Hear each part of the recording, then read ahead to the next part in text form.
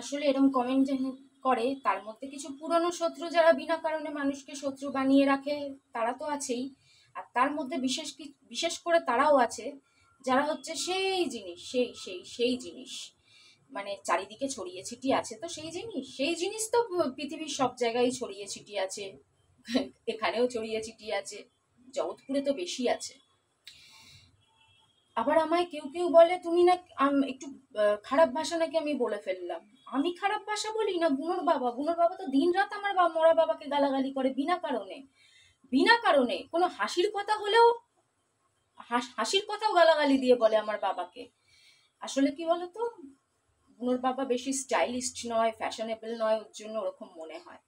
কিন্তু আসলে মানুষকে ফ্যাশন দেখে, স্টাইল দেখে, সে বছরে একটা জামা কাপড় কিনলো দেখে, এইসব দেখে মানুষের বিচার হয় না।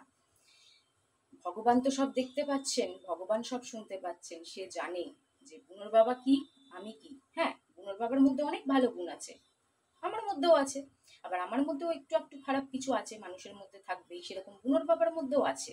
এবার সেটা একটু আছে না অনেকটা, সেটা আর আমি আর বলতে পারবো না গো। কাশ আমি সবকিছু বলতে পারতাম, কিন্তু আমি বলতে পারবো না। আসলে এই মেয়ে ছেলেগুলোর হিংসা হয় কেন জানো? যে আমি শূন্য হাতে কি করে সবকিছু ছেড়ে দিলাম, সব ত্যাগ করলাম। ঘোরার সুখ, বন্ধু বান্ধবের সুখ, আড্ডা মারার সুখ, পার্টি করার সুখ, সব একসাথে শপিং করা, পয়সা কামানো, কি করে আমি সব ছেড়ে দিলাম।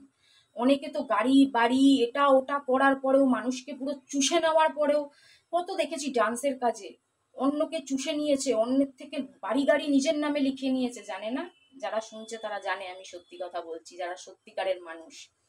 তারপরেও তাদের শখ মেটে না, তাদের রক্তে রক্তে মিশে গেছে এইসব। তারপর তার আরো যারা অন্য কিছু করে, তারা আসলে আমাকে দেখে জেলাস হয়। এর জন্যই তাদের এত জ্বলনি। আর ওর জন্য আবার একটু বুনোর বাবার সাথে আমি আছি, এত বছর টিকে গেলাম, তাও শূন্য হাতে, একটা কিছু পাই না। কিভাবে এটা হচ্ছে?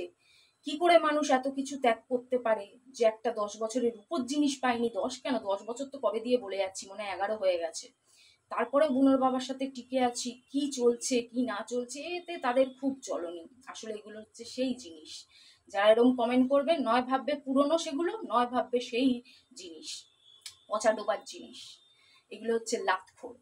এগুলোকে দুই একটা কথা শোনাতেও হয়। আর রেগে গেলে নিজের ঘরের লোকের সাথেও মানুষ এরকমই ঝগড়া করে। তোমরা জানো না মানুষ ঘরে ঘরে কি ভাষা ইউজ করে? জানে সবাই সব কিছু, বলবে কেউ না। সবার তো ক্ষমতা নেই না সত্যি কথাটা স্বীকার করার। সবার ক্ষমতা নেই, সবার অত দম নেই, থাকে না।